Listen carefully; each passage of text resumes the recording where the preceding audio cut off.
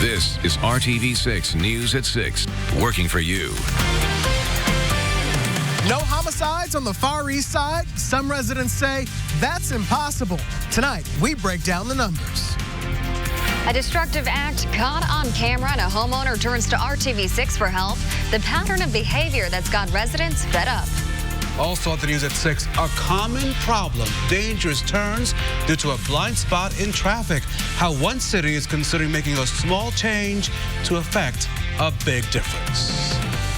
Good evening, I'm Amanda Starantino. And I'm Rafael Sanchez in for Mark Mullins. The community is at odds over numbers some say are too good to be true. This week, the Attorney General's office praised the efforts of police and the 10-Point Coalition as city leaders stood next to the sign reading "No Homicides" on the Far East Side. Now that caught the attention of East Siders who called that data a lie.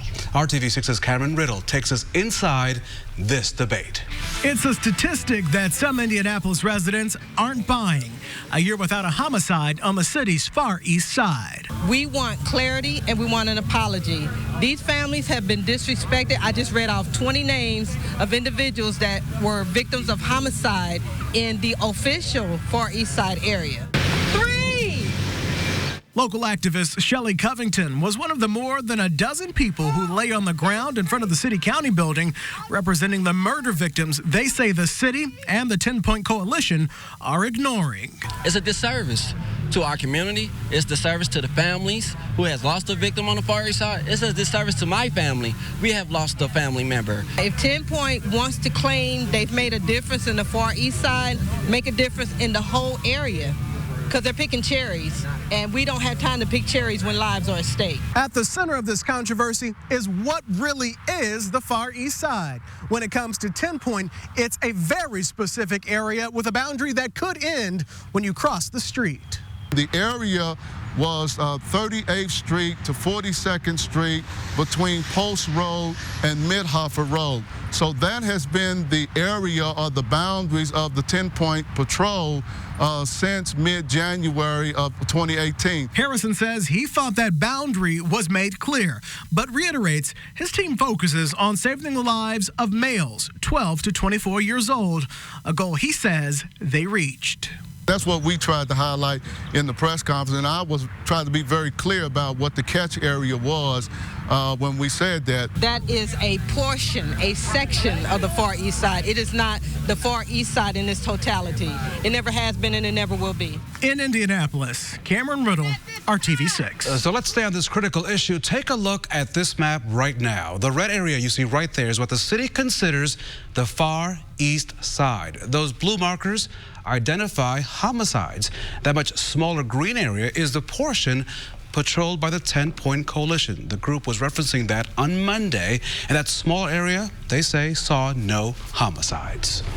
Well, Storm Team 6 meteorologist Todd Clausen is here for a look at what you need to know about tonight, but you're looking at Monument Circle where a lot of yogis are heading out to say namaste for monumental yoga, but they might be running away soon. Well, you know, they'll probably get a little wet there on Monument Circle with some showers moving through. The good news is at least Indianapolis and other events to the north probably avoiding the lightning, which is obviously when you would have to find your safe place. So that is the good news. The thunderstorm watch has even been dropped. That is the good news. And you can see this cluster of storms. It ran into more stable air, so it's strengthening where the air is a little more unstable to the south, and that is good news for us. But we'll give you a little bit of a closer look as this rain starts to make its way into portions of the area. We've lost a lot of lightning, a few strikes down near Spencer and Bloomington, and also in the Bedford area. But as we work to our north, it's more about the rain than it is for the lightning. Greencastle to Danville to Brownsburg, some pretty heavy rainfall, and that's what's going to be moving here into downtown Indianapolis over the next, I would say, 15 to 30 minutes or so. So yeah, probably going to get a little wet there on Monument Circle. But as I put this into motion, I put a line here and notice a lot of the yellows, especially to the north, are shrinking. So that means in northern communities, you probably may get through here without seeing much in the way of any rainfall here this evening. There's the view off to the west, and you could see that rain heading in our direction. We're in the 60s and 70s, so throughout the evening hours, you probably probably want to have the umbrella handy, but again, the severe threat has diminished. Temperatures will be in the 70s. We'll talk more about your weekend forecast for you coming up in just a few minutes. Raphael. You just saw Todd's radar, the Storm Team 6 tracker there, and weather woes continue to grow for farmers struggling with the planting season process. It is wet out there, and new today, Governor Eric Holcomb sat down with agricultural leaders to talk about the unprecedented weather that has affected farming statewide. As of this week, only 84% of Indiana's corn crop and 64% of soybeans have been planted. That's up from the start of June, but both crops are usually 100% planted by this time of year. The governor is working with those leaders on options for assistance for Indiana farmers hit hard by this recent weather situation. RTV6 is working to help a Southside homeowner who wants to identify the vandals who smashed a car windshield. Now, that act was captured by a surveillance camera, but similar acts are happening in the area and have not been documented with video. RTV6's Derek Thomas has that story. 5 young men are walking in the alley behind the 2100 block of South Delaware. One stops, climbs on the hood of the white car, and jumps on the windshield. It shatters. The camera is mounted on the garage. It is motion activated. The incident happened at 11:45 at night. He basically just slammed his foot down on the windshield right here. Minister Russ Smith noticed the vandalism the next day and shared the video on the Neighbors by Ring Crime Watch site. The car is owned by the company his wife works for. She is out of town.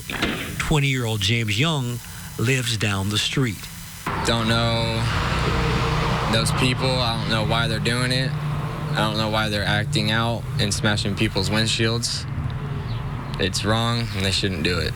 But we are never so far from God that God's love won't reach out to us. Smith is a Disciples of Christ minister. He is part of a video ministry that is seen in 220 countries around the world.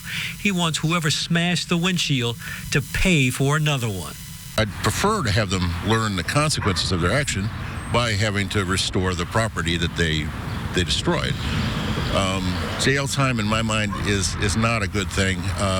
Usually what it does is take small criminals and make them into bigger criminals.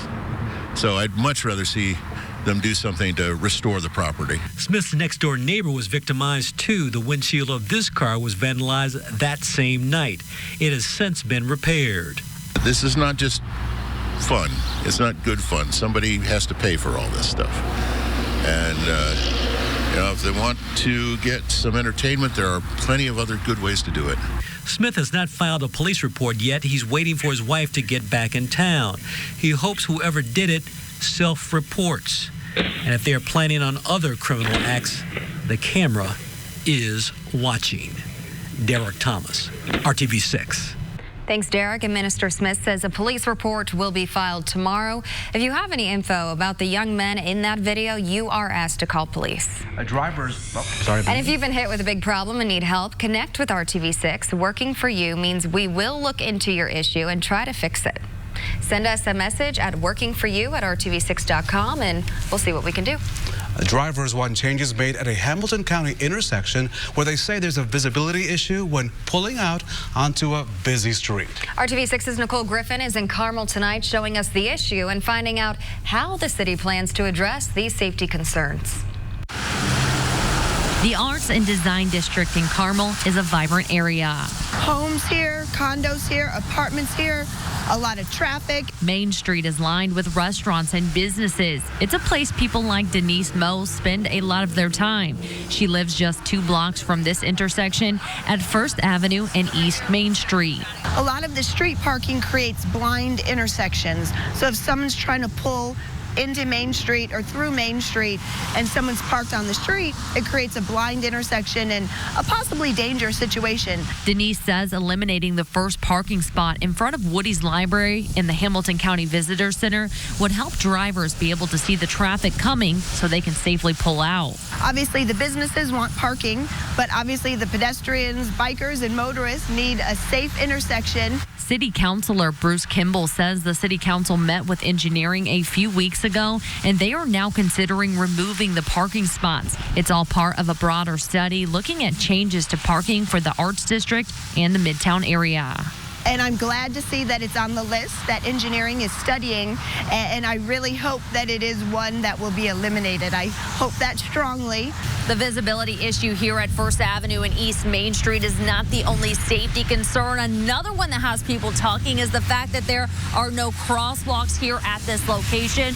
Well, I reached out to the city of Carmel, and I have learned there are plans in place right now to add crosswalks to make this area safer.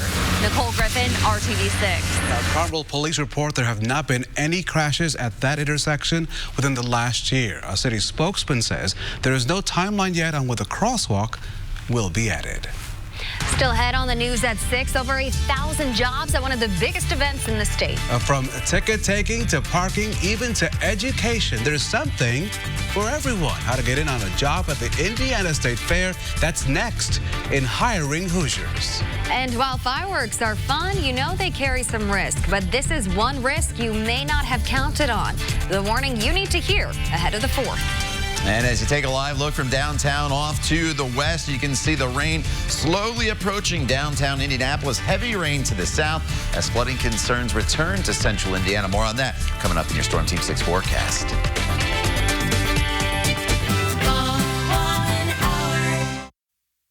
This is RTV6 News at 6, working for you.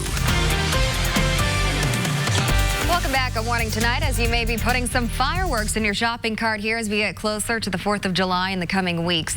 The state wants to make sure you are aware that accidental damage caused by fireworks that are banned in your county may not be covered by your insurance. Many insurance policies cover damage from illegal acts.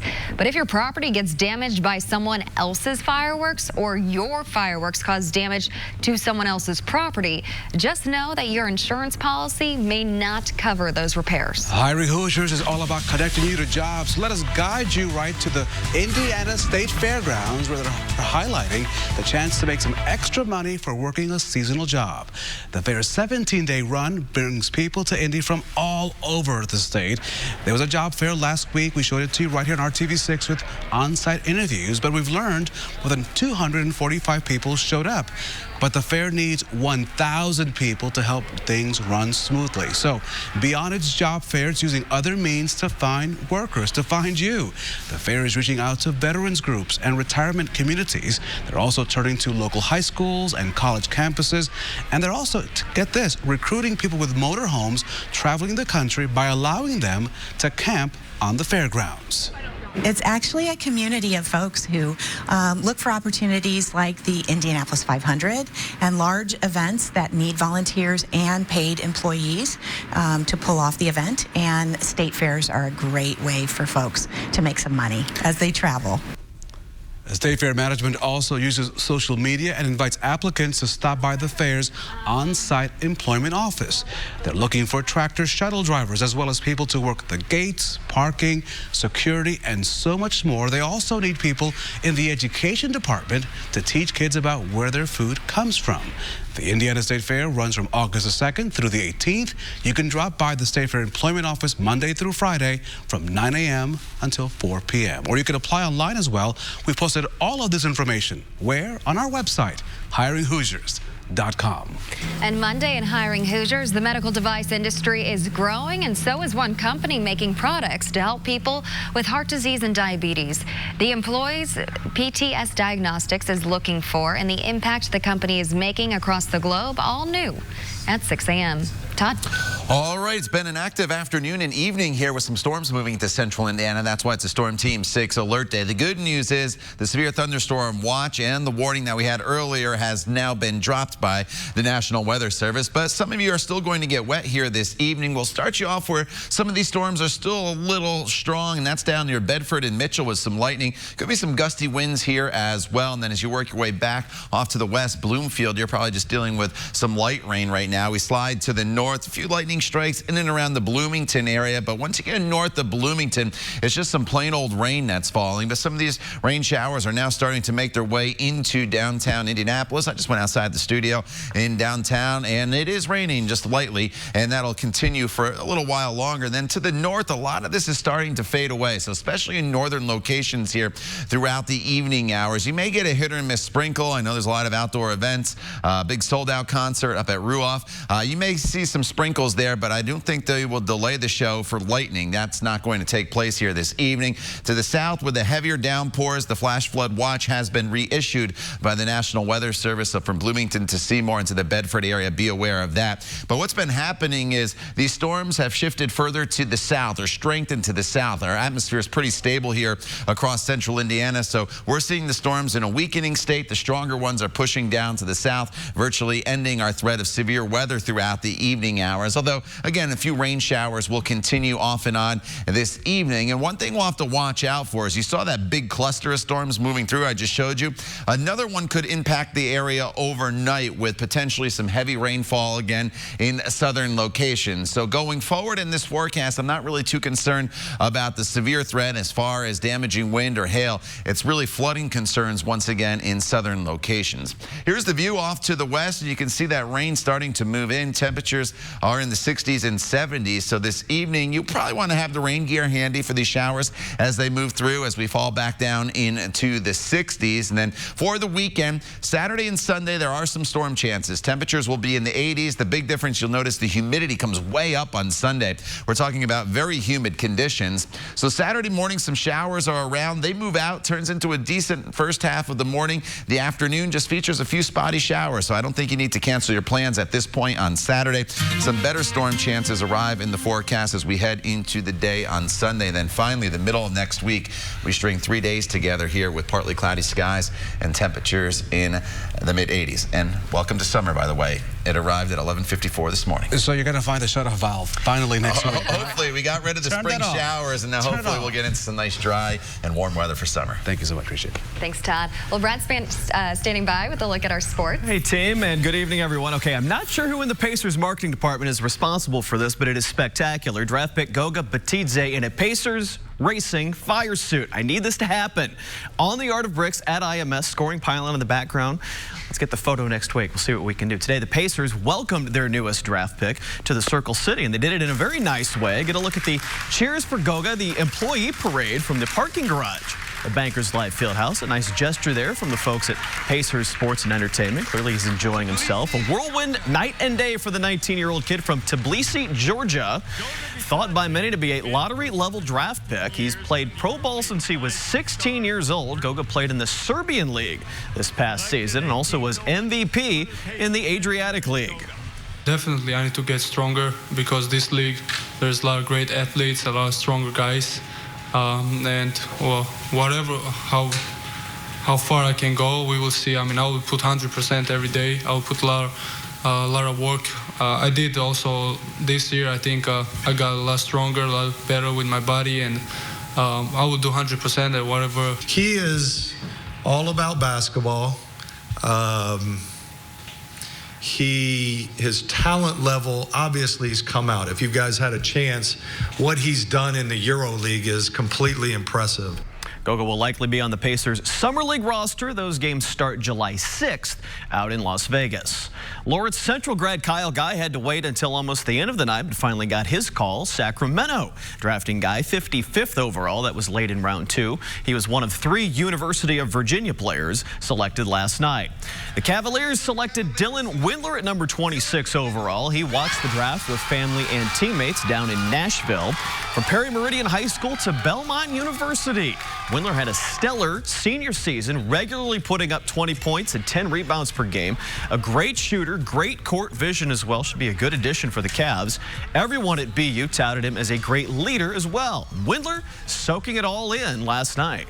Obviously, you only go through once, and it's just pure joy.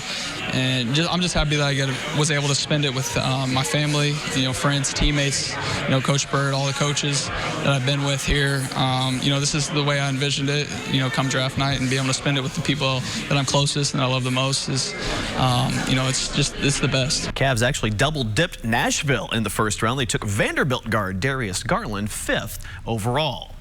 IndyCar is racing on its longest track of the season this weekend. The nearly 4-mile road course at Road America is also one of the prettiest settings on the schedule. We'll take you up to Wisconsin for practice this afternoon. A lot of guys using the whole track and a little more. Scott Dixon locks up the tires. It gets wide. Indy 500 winner Simon Pagenaud finding the dirt as well a couple of times on this lap. It is not uncommon up there. And we'll get a look at Alexander Rossi. Watch him catch a little air on the hill. Got it nearly sideways a couple times, but part of this was the fastest lap of the afternoon session. In fact, the top 10 drivers were all within 1 second of the leader.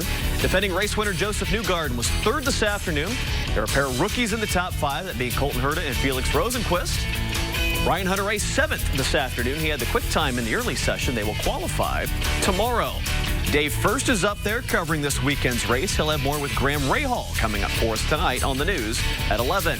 The Fever also in action tonight. They're playing in Chicago. The tip for that one is at 8 o'clock. And we will be back to the desk to wrap up tonight's news at 6 after one final break. Visit buyhyundai.com today. All right, some rain's making its way through the area. The good news is, guys, all the severe weather threat has come to an end across central Indiana. With that said, you still may get a little wet. The showers are really weakening from Indianapolis to the north, so that's good news for any plans that are outdoors. To the north, to the south, still some heavier downpours moving through Bloomington. They'll push into Seymour as well. So especially in southern locations, be on the lookout for a little bit of localized flooding. Shouldn't be a widespread problem. And then more scattered storms in the forecast for Saturday. They're pretty spotty, though, tomorrow. A lot of dry hours. 84, very warm, very humid on Sunday, 87 degrees. The storms are a little more numerous. And then Tuesday, Wednesday, Thursday, though, they're finally 3 days in a row without any rain in the forecast, and temperatures that'll be in the mid-80s. Come on, Tuesday. Come on, you can do it. And we'll keep tracking this weather throughout our newscast tonight at 7 and 11, and you can track it on the RTV6 app. Have a good evening and a good weekend.